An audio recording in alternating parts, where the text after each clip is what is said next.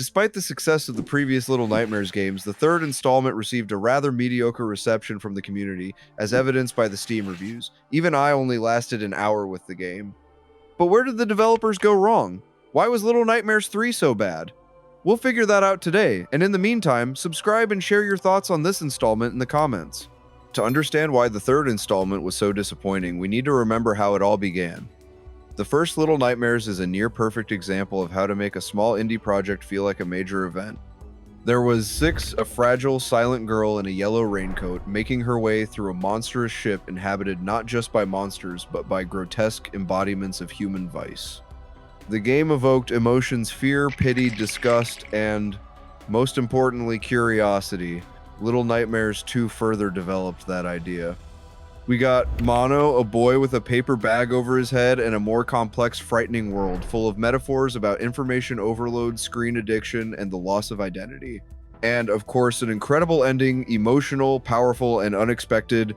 After such an ending, the third game simply had to be brilliant, but after the release of Little Nightmares 2, Tarsier Studios, the creators of the first two games, left Bandai Namco and focused on its own projects. The publisher decided the series was too popular to simply end. So, development of Little Nightmares 3 was entrusted to another studio, Supermassive Games. Yes, the same studio that made Until Dawn, the Dark Pictures anthology, and other interactive films with tons of QTEs and questionable facial animation. Admit it, that already sounds alarming. Supermassive knows how to tell stories, but their style is through cutscenes, lengthy dialogue, and branching choices. Little Nightmares is the opposite. Minimal words, maximum emotion, visual metaphor, a sense of helplessness. Little Nightmares 3's main feature is co-op. And on paper, it sounds great. 2 players, 2 characters, shared puzzles, interaction, support. But in reality, things turned out much worse.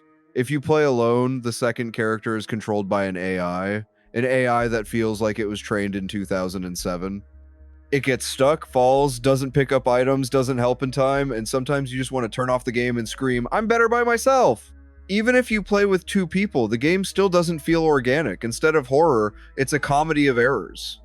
One jumps forward, the other falls into a pit, and by the time you synchronize, the tension dissipates. After all, the horror in Little Nightmares is about loneliness, about the feeling of helplessness. When someone is nearby, the horror simply loses its meaning. And the most ironic thing is that in an attempt to make the game more friendly, the developers killed the very atmosphere of despair that made us love the original. Remember that moment in the first game when Six was running from the chief and then literally biting a living creature out of hunger? Or when Mono saw the world collapsing in on itself? Those were emotions. Little Nightmares 3's gameplay is still the same platforming, puzzles, and escaping from monsters. But to accommodate co-op, Supermassive simplified many mechanics. Monsters became more predictable, traps more noticeable, and puzzles more straightforward, all to prevent the second player from getting stuck. This, of course, makes the game more accessible, but it kills that unsettling dynamic where you never knew what was around the corner. Remember how in the first game, Six hid under the table while a giant with long arms probed the area? Every second was tense. Here, you're just waiting for your partner to pull the lever. Besides, they added practically nothing new to the game. There are practically no new mechanics, which quickly makes the game lose interest. Incidentally, this is one of the reasons why people hated the third game so much. Little Nightmares 3 decided to be bigger, more levels, more puzzles, more cutscenes. But in trying to expand, the game lost what we loved about it: focus. The first Little Nightmares lasted 3 to 4 hours. It was like a disturbing dream you experienced in one evening. Here, everything drags on twice, sometimes even 3 times longer, and not because there's more content, but because everything is diluted with drawn-out scenes and repetitive mechanics. Yes, now you have weapons, interactions, even a touch of stealth. But why? The magic of Little Nightmares was always invulnerability, and now you're a kid with a bow who can kill an enemy. This is no longer a nightmare, it's an action adventure. Now let's talk about the plot, no spoilers, but getting the gist of it. The main characters are Lo and Alone. Their names alone suggest Supermassive has chosen to maintain the series' familiar symbolism, emotionally fractured characters, inner fears, and mystery. The action takes place in Necropolis, a desert city where gigantic ruins, labyrinths, and eerie inhabitants rise amidst the sands. And it's a truly powerful idea, a new setting, unlike the industrial locations of the first games. Sand, darkness, ancient structures, all this creates a sense of civilization's collapse. But here's the rub. The plot tells more than it shows. While previously the player assembled the story from background details, now much is conveyed directly through cutscenes, voice dialogue, and more obvious scenes. The atmosphere of mystery is gone, leaving behind simply a gloomy backdrop. You see, in the first games, we felt like we'd entered a world where every detail had meaning. Here, it feels like the developers are simply copying the style without understanding the essence. By the way, the game's optimization is a 50 over 50 affair, because even on powerful PCs, the game can lag and stutter a bit, but it's still playable. It's not Borderlands 4, after all. And the bugs are a whole other story. Characters get stuck indoors, the AI stops responding, cameras break, cutscenes are interrupted. Supermassive promised patches, but even after updates, the optimization remains horror level. It must be said that Little Nightmares 3 is visually stunning. Supermassive knows how to create images. The light, the fog, the scale, everything feels like an expensive CGI film. The scenes in the necropolis and the circus in particular are a visual feast. But that's the problem. It's too clean, too neat, too staged.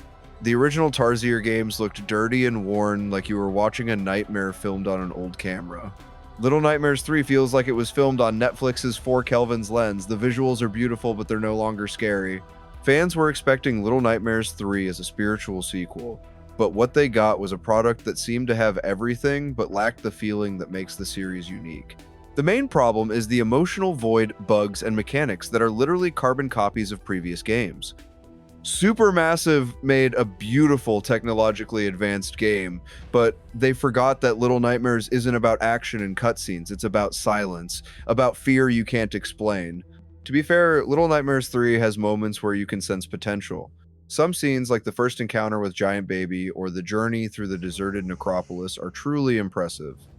Yes, Supermassive failed to capture the spirit of the original, but they at least tried to develop the idea. Co-op is a logical step for the series, it just requires a different approach. Little Nightmares 3 is a beautiful but soulless shadow of a great series. It's too afraid to be itself. It explains what it once left in the shadows. It forces speech where there was silence. And it makes fear manageable. And it was precisely this uncontrollable fear that made the first game so powerful when you didn't understand what was happening but couldn't tear yourself away. Ultimately, Little Nightmares 3 is like a dream someone else told you instead of you experiencing it yourself. Yes, it looks beautiful. Yes, it makes sense. But it lacks that feeling that makes you wake up in a cold sweat and think, what did I just see? Maybe Supermassive will find the right tone. Maybe the fourth game will bring back that same dread of the unknown. But for now, it's just a pretty wrapper without a soul. Despite all the problems, Supermassive did one thing right. They respected their fan base with small details. So, in theory, all of LN's nightmares exist in the same space, just in different coils of the spiral. Honestly, theories are perhaps the most vivid thing left of LN3. People are trying to extract from it meaning that the developers failed to convey. Some believe Lo died and the entire game is his journey through the afterlife. Others are convinced that Alone is an imaginary friend, the embodiment of hope. And some see the hypnotist as a reference to Supermassive itself. He holds the characters by strings, controls them, forcing them to act against their will. Ironic, right? And so we return to the main question. Why did Little Nightmares 3 fail? The answer is simple. Because the developers forgot why the series exists. They created a horror game without terror, a tragedy without pain, and a nightmare without sleep. And, it's a shame. Because there was potential. The idea of two heroes could have become a powerful metaphor for addiction, trust, and loss. But when a game isn't made by the people who created it, it becomes a product.